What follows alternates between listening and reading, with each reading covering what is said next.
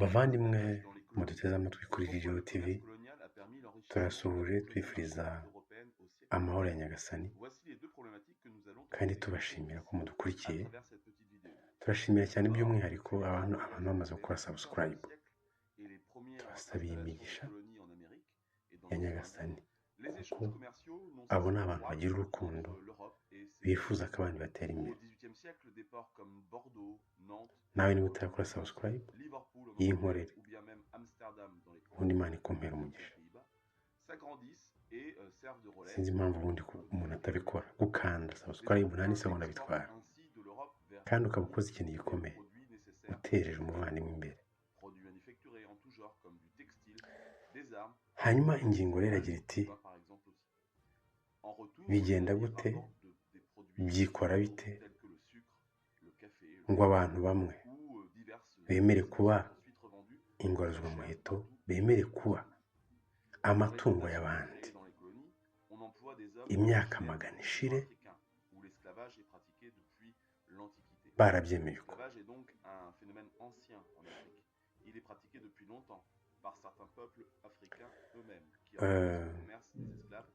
Abantu rwose bakaba amatungo y'abandi, bakabinezererwamo, bakabibyiniramo, bakabibamo imyaka magana, wagira ngo nta cyabaye. Ahubwo hagira ushaka kubivugaho bene wabo, ba bandi banyuzwe no kuba amatungo y'abandi, bakamufata nk'utuzuye, bakamurwanya. Byikora bite? Kubyumva bijya bingora.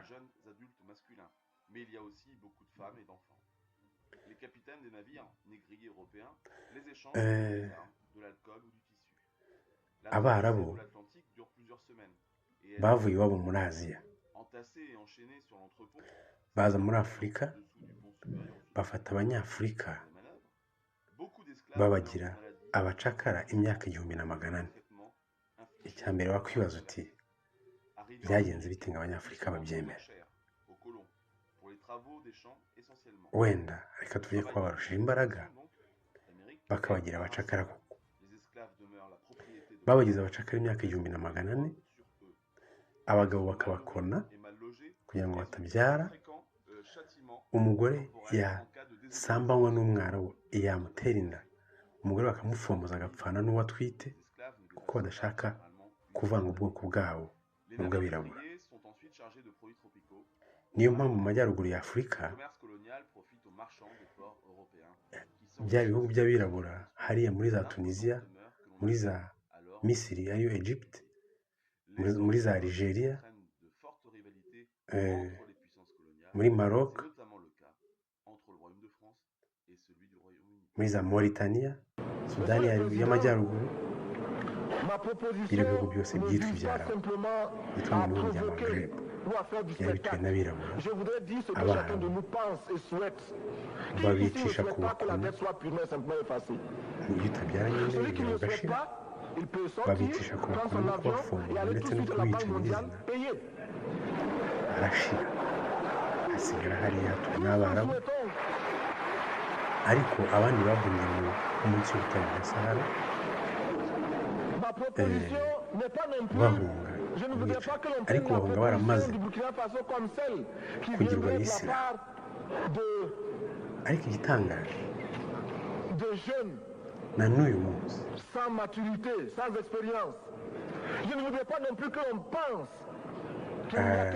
abirabura bagize aho bahurira n'Abarabu. Abirabura nako muri Afurika baranyuzwe, birirwa basenga mu cyarabu, babaye Abarabu.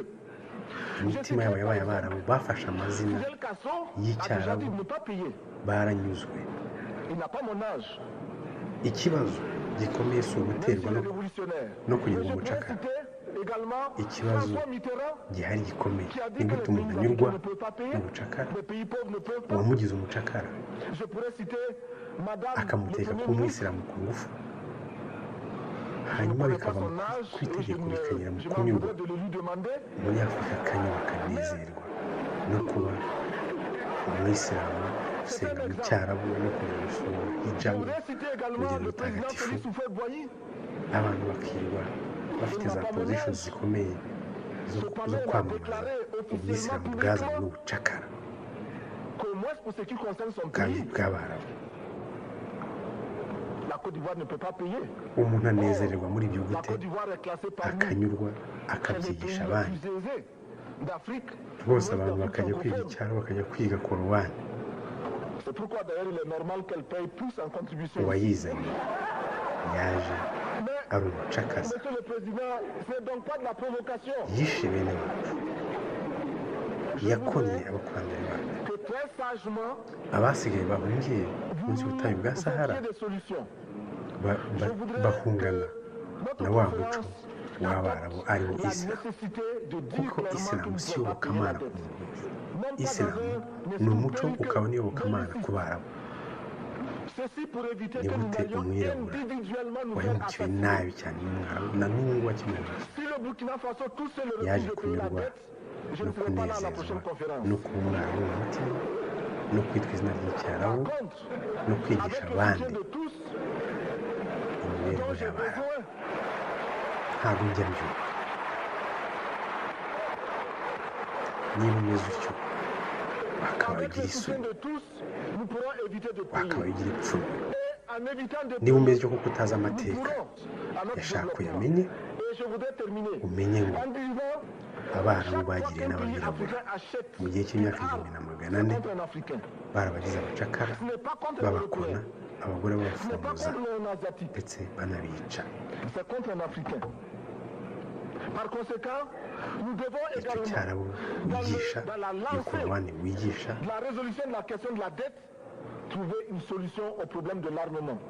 iryo zina ry'icyarabu ufite ushaka no kwita abandi byazanywe n'abakoloni b'abarabu baje baducakaza, batwica. Niba umeze utyo uhinduka, menya ko abakurambere bahemukiwe n'abana bakureba ijisho rimwe. Reka tujye kubara, tujye ku Abanyaburayi. Bagize Abanyafurika abacakara imyaka irenga 400. Barazaga bagafata abirabura ku ngufu bakabajyana muri Amerika gukora imirimo y'agahato, bakora aho guhemba bagakubitwa, bakabateka guhindura amazina, bafite amazina y'iwabo. Jya wibaza impamvu umwarabu aza muri Afurika akaguteka kwitwa icyarabu, izina ry'icyarabu, ukitiramo n'umusekuruza we. Wibaza impamvu umunyaburayi aza muri Afurika akagutegeka kugira ngo Imana ikwemere ko uri umukristo nawe wemewe n'Imana, akagutegeka kwitwa izina ry'umusekuruza we w'umunyaburayi. Harimo ikintu. Imyaka rero irenga 400 batwaraga abirabura babavanye muri Afurika bakajya kubakoresha imirimo y'ubucakara, bakubitwa nk'igihembo. Igihembo ari inkoni, banicwa, bamanikwa, bakoreye byinshi bibi. Icyambere wakwibaza ni gute Abanyafurika bemeye guterwa n'ibirwaniro? Ese kubera iki abirwanyeho nabo bananijwe? Igisubizo wenda kirahari, nk'uko wenda bazanye imbaraga tutari dufite. Hari ibyo bagezeho mbere kuko bahangayitse imbere yacu, bagera ku bikomeye mbere, bagera ku ntwaro mbere, bicira umuriro. Ariko ibyo tubyumva. Ariko se ni gute abacakara, abavuze ku bacakara bakaba bazi amateka y'ubucakara, bishimiye kubaho mu ngaruka z'ubucakara? Kuki bishimira kwitwa ba Dickson, ba Jackson, ba Jefferson,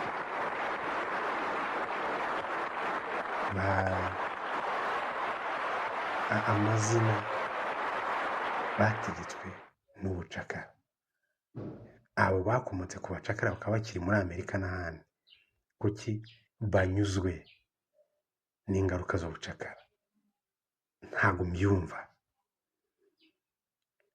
ko uyu munsi bahari b'abaherwe. Ese batekereza iki ku mugabane bakomokaho w'Afurika? Et c'est pourquoi je voudrais proposer, Monsieur le Président, que nous établissions un barème de sanctions hanyuma pour les chefs d'État qui ne répondent pas présents à l'appel.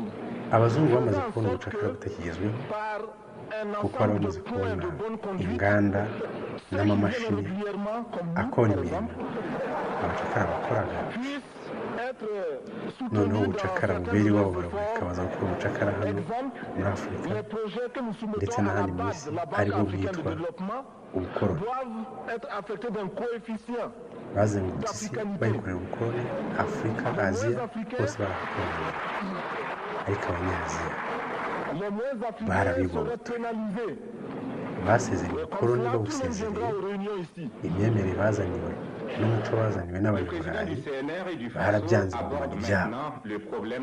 Uyu munsi bateye imbere, Abashinwa, Abahinde, Abanyakoreya ruguru n'abandi bateye imbere, ntibicana, bunze ubumwe. Hanyuma twebwe Abanyafurika twagize ubucakara imyaka irenga ijana, nyakubahwa abakoloni imyaka irenga ijana baraje badukoloniza, biba abantu bacu, bica abantu bacu, biba imitungo yacu, bakagukoresha mu kirombe ukubitwa. Ibyo umaze gucukura bakabigukorera ukabijyana ku makamyo yabo ukubitwa.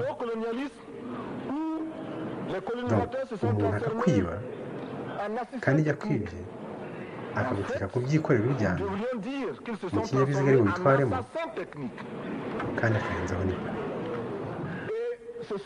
Ariko ikibazo bakwibaza, byagenze gute kugira ngo twemere baze batubere mu bihugu bafata imitungo yacu natwe tuba imitungo yabo? Izo ntege nke ni gute zatubayeho tukabyemera? Igisubizo wenda basubiza ni uko ngo bari barateye imbere bafite ibiciro, kuko hari n'abagerageje kwirwanaho baratsinda. Icyo tucyumva, ariko se bigenda gute kugira noneho tunezererwe muri ubu bukoroni, tunezererwemo, tububyiniremo?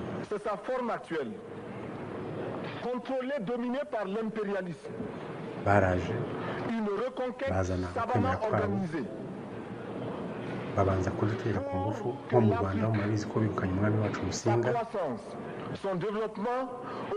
kuko yanze kuba umukristo no kuha u Rwanda uwitwa umukristo umwami. Rudahigwa warabyemera, avuga ko yabyemeye kugira ngo Abanyarwanda badashira ku muriro, badashira ku icumu, kuko yabonaga abo bantu bafite imbaraga. Ariko n'ubundi amaherezo baramwishe. Ariko kandi n'Abanyarwanda bagiye bashira ku icumu bamarana hagati yabo, kandi bamarana kubera ibyo babwiwe n'abakoloni batunaniye. Ubukoloni bukatuzanira n'abakristo bagendana.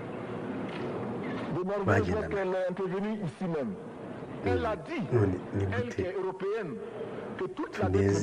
tunezerwa mu byazanwa n'umuntu, kuko umukoloni we ni umuntu we byanze bikunze.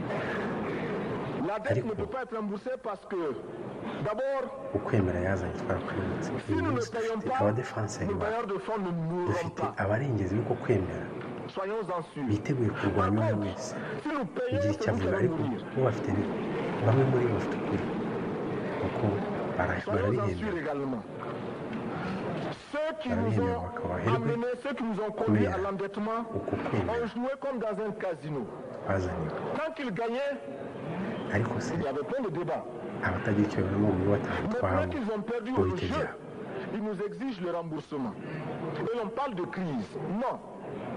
Turabyina, turanezerewe mu ngaruka z'ubukoloni. Amazina tugira guhitamo amazina meza y'icyongereza n'igifaransa. Nous ne pouvons pas rembourser la dette bazana amakuru parce que nous n'avons pas de quoi payer.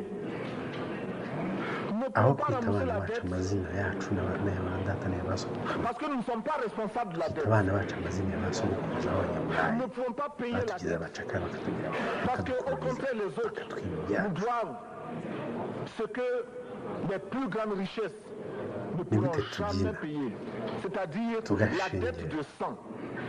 ibyo C'est même le twazaniwe sang qui a été n'abantu versé. aribo bakora. On parle du plan Marshall qui a refait l'Europe économique. Mais on ne parle jamais du plan africain ni gute abanyafurika qui a permis à l'Europe de faire bashyirwaho face reka aux tujye nyuma hordes y'ubwigenge hitlériennes.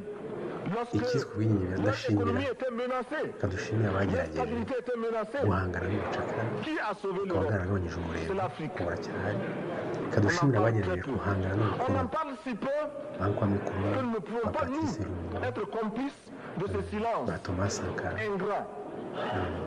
Si les autres ba ne Samora peuvent Machel pas chanter nos louanges, ba Ahmed nous avons au Sékou moins Touré ce n'abandi devoir na de ba dire Robert que nos Mugabe pères furent courageux et que nos turabashimira. anciens combattants ont sauvé l'Europe et tudufate finalement n'umunota ont permis twunamire au monde de se débarrasser du abaguye muri nazisme. izo ntambara zo kurwanya La dette, ubukoloni c'est aussi la conséquence des affrontements. Et lorsque l'on nous parle aujourd'hui de crise économique, on oublie de nous dire que la crise n'est pas venue de façon subite. n'abashimira babashiye umwanya La crise existe wo de tout temps. kuribuka Et elle ira en no s'aggravant kubakiriza chaque fois que les masses populaires seront de plus en plus Intwari zacu. conscientes de leurs droits face aux ariko ibyo extracteurs. baharaniye Il y a byaragambaye crise aujourd'hui parce que les Comme le masses colon. refusent que les richesses soient concentrées entre les mains de quelques individus. Il y a nabwo crise parce que quelques individus bwavuyeho déposent dans des banques à l'étranger des sommes colossales qui suffiraient atari à uko développer batugiriye l'Afrique. impuhwe Il y a crise parce bo que face à ces hamwe richesses bwavuyeho kuko individuelles babonaga que l'on peut nommer, les masses populaires refusent hari de utaje vivre dans zifite les nyuma y'intambara ya ghettos, kabiri dans y'isi les bas yose quartiers. Il y a crise amaze parce que gutsinda les peuples Hitler partout refusent niwe d'être bavuga en ijambo sécurité rikijyana face kuko à nibo Johannesburg. batsinze nibo batsinze Il y a abashinwa donc lutte. batsinze intambara ya Et kabiri y'isi yose l'exacerbation de cette lutte baravuze bati amène muve mu bihugu les by'abandi tenants du pouvoir financier à s'inquiéter. ubukoloni On nous demande aujourd'hui d'être complices So, de la abanyaburayi recherche babona d'un rero équilibre. Équilibre en faveur des Koko tenants du pouvoir financier, n'abanyafurika batangiye équilibre au détriment de babona nos masses ubukoloni populaires. bwagezweho Non, nous ne pouvons pas être complices. ni Non, nous ne ubukoloni pouvons bwa pas direct accompagner ceux bakora qui icyo bita sucent neocolonialism le ubukoloni buri sang mu de nos isura nshya peuples et qui vivent la sueur de nos bica abari peuples. bafite Nous ne umutima pouvons pas les wo kuvanaho ubukoloni accompagner burundu dans leur démarche bashyiraho assassine. Monsieur le Président, ibipupe byabo nous entendons parler de clubs. aba aribyo biba afurika kuva icyo gihe kugeza ubu Club de Rome, club de Paris, ubaze club de partout. mu baperezida mirongo itanu Nous na bane entendons parler du groupe des 5, bagiye bayobora du afurika groupe des kugeza uyu munsi 7, du groupe des 10, peut-être du groupe abenshi des muri 100, bo et que ni sais-je ibipupe encore. by'abakora Il est nkibaza ngo normal icya mbere que nous créions ni notre gute umuntu club et yemera notre kuba groupe. igipupe agakorera umuntu umwe Faisons en n'umukoro sorte que dès arabibona aujourd'hui, akamwubaha Addis Abeba devienne également arabibona le akamusuzugura akamwubaha siège, le centre d'où partira ndetse le iyo souffle nouveau, urebeye ku ngero le club arabibona d'Addis ko igihe Abeba. iyo kigeze Nous avons le akamuhanirwa devoir aujourd'hui de créer le amwica front ndetse nabi uni amusuzuguye d'Addis Abeba contre la dette. kuki noneho Ce n'est que de cette abayobozi façon ba afurika que nous pourrons dire aux autres, ba bane en refusant bemeye de kuba payer ibipupe bya la dette, afurika nous ne batarebera kuri venons pas bagenzi dans babo une démarche n'amaherezo yabo belliqueuse. Au ahubwo contraire, bakemera c'est gukomeza dans une kuba démarche ibipupe fraternelle b'imbariyone pour dire ce qui est. ndavuga abayobozi nka Du reste, Alassane Ouattara les n'abandi masses populaires batandukanye en Europe ne sont pas bakorera opposées aux ku masses populaires mabwiriza en Afrique. Mais ceux qui y'abanyaburayi veulent exploiter bakaba l'Afrique, ce sont les abakolonisateri mêmes qui bashya exploitent l'Europe. b'abaturage babo Nous avons un ennemi commun. Donc, notre club parti d'Addis Abeba devra également dire aux uns et aux autres que la dette ne saurait être payée. Et quand nous disons que la dette ne saurait abakoloni être payée, b'abazungu nyizina baragiye badusigira nous abakoloni sommes contre la morale, la dignité, bambaye le uruhu respect de la rwirabura parole. ariko mu Parce que nous mutima estimons ari abanyamuryango que nous n'avons pas la même morale babanje que les guforomata autres. babanje kwigisha ibyabo Entre le riche et le pauvre, il n'y a ndetse pas la abenshi même babona morale. bashyingira abagore b'abazungu La Bible, kugira ngo babashe le gukontara Coran neza ne peut pas servir de la même Écoutez. manière celui qui exploite le peuple et celui qui est umuntu exploité. yemera kuri igipupe cyo Il faudrait alors qu'il y ait 2 éditions de la Bible et 2 ntibitume éditions du bemera Coran. kurangiza bene wabo mu nyungu z'umugore. Nous ne pouvons pas accepter qu'on nous parle de dignité. Nous ne pouvons pas accepter que l'on nous parle de mérite Sinjya de ceux qui mbyumva. payent et de perte de confiance vis-à-vis de Chakari. ceux qui ne paieraient pas. Nous Iyo devons bita au contraire abaturage dire que babona c'est normal umuyobozi nk'uwo aujourd'hui. Nous devons au contraire reconnaître ukora mu nyungu que les plus z'amahanga grands voleurs sont les plus riches. bamukomera Un amashyi, pauvre, quand il vole, ne abo commet qu'un babyaye lacin ou une peccadille. bakinjira Tout igisirikare juste bagiye pour survivre kumurinda par nécessité. bakamurinda. Les riches, ce sont eux qui volent le fisc, les douanes et qui exploitent le peuple. Sinjya mbyumva, Monsieur le Président, sinjya mbisobanura. ma proposition ne vise pas simplement à provoquer ou à faire du spectacle. Je voudrais dire ce que chacun de nous pense et souhaite. Qui ici ne souhaite pas que la dette soit purement et simplement effacée? Celui qui ne le souhaite pas, Ni il gute peut sortir, tunezererwa, prendre son avion et aller tout de suite à la Banque mondiale payer. ni gute tunezererwa tukamenya tukishima Tous nous souhaitons tukagenda mu modoka z'ubururu ariko tumeze neza, turi la amatungo proposition y'abandi. n'est pas non plus, je ne voudrais pas que Ni l'on gute prenne la nyuma proposition du y'ubwigenge Burkina imyaka Faso irenga comme 20 celle ishize qui viendrait de la part de abantu batavuga bati jeunes reka noneho sans maturité, sans expérience. tugire Je ne voudrais pas non plus que icyerekezo l'on cyacu pense qu'il n'y a que les tudategetswe révolutionnaires à n'ingorane parler de cette façon. Je voudrais que l'on admette gute que c'est abanyafurika simplement leta notre za sécurité afurika et l'obligation. imishinga yabo yose y'iterambere Et je peux citer n'imishinga dans y'ejo les exemples de hazaza ceux qui ont dit de ne pas byanze payer la bikunze dette, des inama révolutionnaires zitegura comme des zigomba kuba non-révolutionnaires, zirimo. des jeunes comme des vieux. Je umuzungu citerai ni par burundu, exemple, umukoroni Fidel ni Castro umuntu. a déjà dit de ne pas payer. Il n'a pas mon âge, Ni gute même ibihugu s'il est byose révolutionnaire. hafi ya byose Mais bya je afurika pourrais citer également bikora François Mitterrand qui a dit que les pays bagetinga africains ne peuvent pas payer, les pays pauvres ne peuvent pas. bigashyiramo Je pourrais citer Madame le Premier ministre. bigashyiramo porosantaje Je ne y'inkunga connais pas son n'imfashanyo âge zahawe et je m'en voudrais de le lui n'ababakoloni demander. n'ababanyacakara. Mais ni nk'uko wategura c'est amafunguro un exemple. ariko Je voudrais ugasigamo citer également le président ibyo Félix uri Houphouët-Boigny. bwongere muhawe n'umuyobozi Il n'a pas mon umuturanyi âge. w'umuyobozi wakumariye abana Cependant, il a déclaré officiellement, publiquement, cyangwa wakwishyura ababyeyi qu'au moins pour ce qui concerne son pays, byumvikana la Côte d'Ivoire ne peut pas payer. Or, la Côte d'Ivoire est classée parmi les pays les plus aisés d'Afrique, au moins d'Afrique francophone. nta gisubizo mu by'ukuri. C'est pourquoi d'ailleurs il est normal qu'elle paye plus en contribution. sinzi ici. niba bikorera batuzuye bafite ubwoko butuzuye Monsieur le Président, c'est donc pas de la provocation.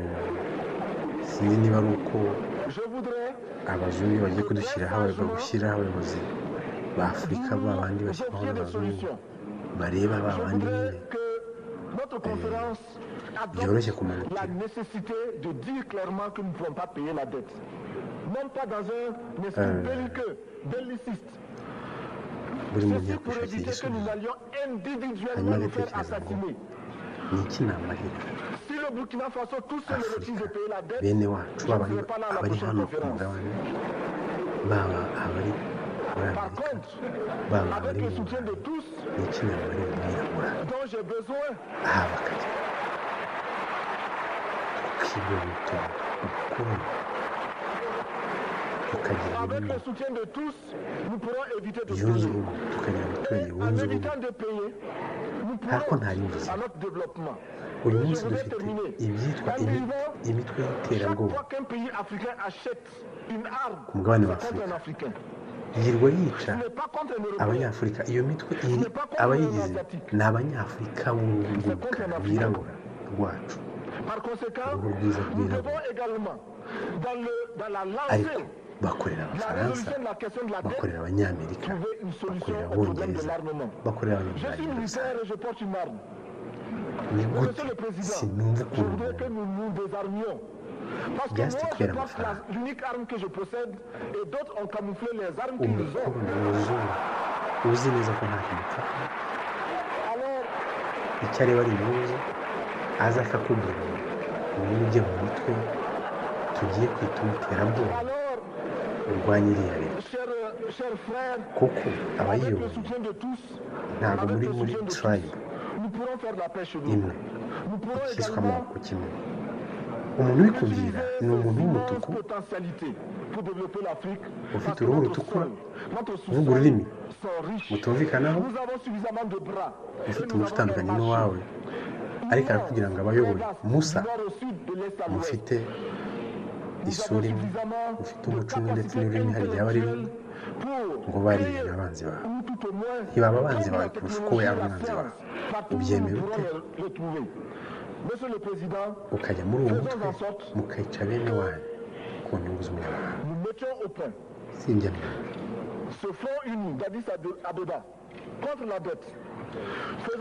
ntekereza ko umwirabura aho ukagera ukwiye gutekereza ko undi mwirabura ahari akagera mu bindi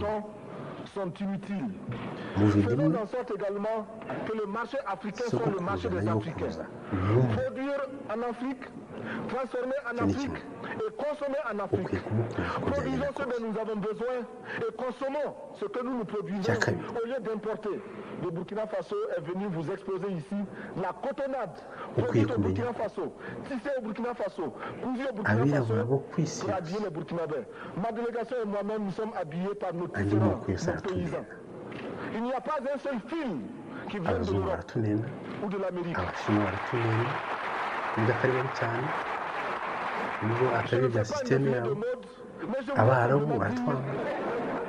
Mais je voudrais simplement dire que nous devons accepter de vivre africain, de vivre libre et de vivre digne. Je vous remercie, Monsieur le Président. La patrie ou la mort, nous vaincrons.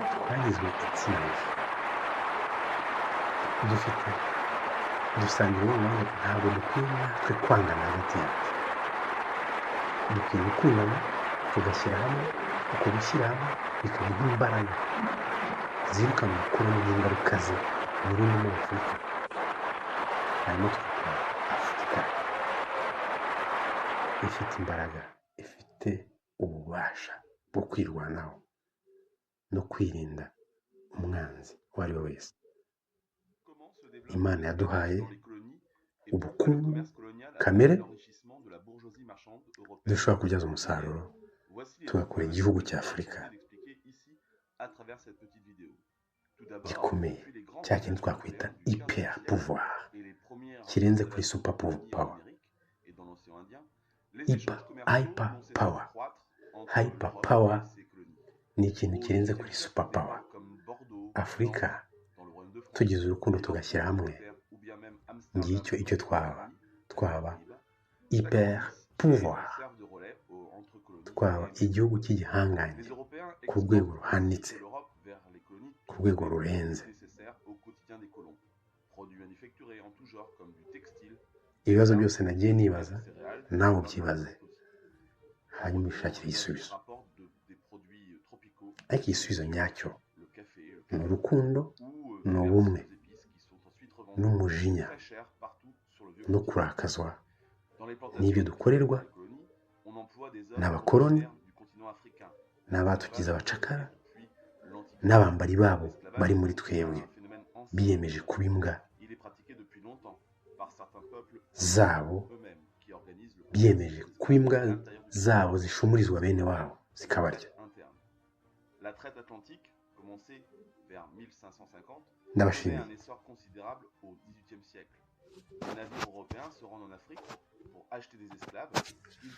bavandimwe muduteze amatwi kuri video tv turasuhuje twifuriza amahoro ya nyagasani kandi tubashimira ko mudukurikiye turashimira cyane by'umwihariko abantu bamaze gukora subscribe tubasabiye imigisha ya nyagasani kuko abo ni abantu bagira urukundo bifuza ko abandi batera imbere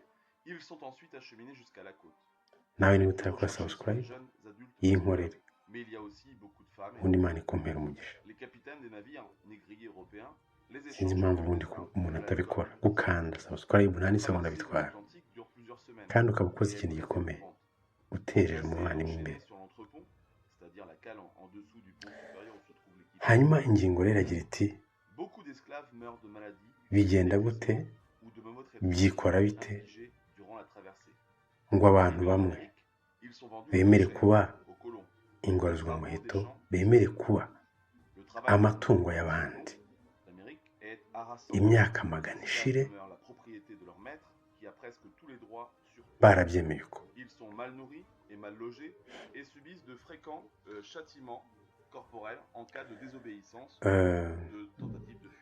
abantu rwose bakaba amatungo y'abandi bakabinezererwamo bakabibyiniramo bakabibamo imyaka magana wagira ngo nta cyabaye